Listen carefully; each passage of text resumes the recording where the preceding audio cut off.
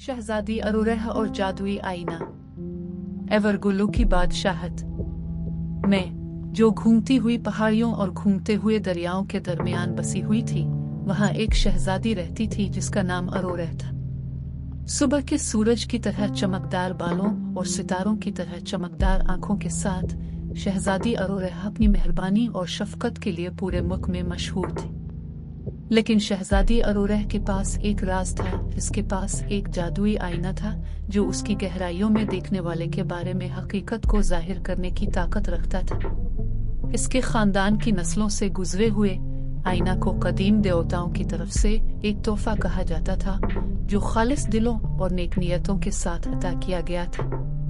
एक दिन जैसे ही शहजादी अरोरह ने आईने में देखा, उसने एक दूर दराज की बादशाहत का ख्वाब देखा जो तारीकी और मायूसी से दो चार थी। मदद करने के लिए पुरज़्म उसने अंधेरे के मुंबा को तलाश करने और मुसीबत ज़दा सरजमीन पर रोशनी वापस लाने के लिए एक सफर का आगाज किया।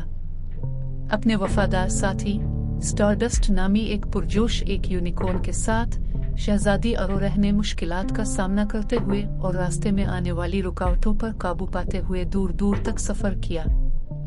हर कदम के साथ वो अपनी जस्तजू को पूरा करने के लिए मजबूत और पुरज़्म होती गई।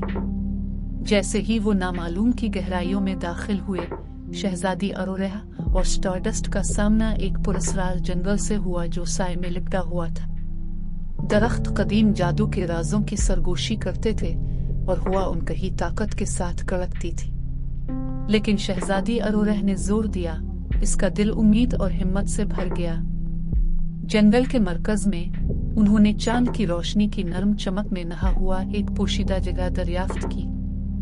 वहां एक कदीम मंदिर के खंडरात के दरमियान अंधेरे का मंबा खड़ा था, एक बदकिरदार जादूगरनी जिसने बादशाहत को गुलाम बनाने और उसके लोगों को अपनी मर्जी के मुताबिक करने की कोशिश की।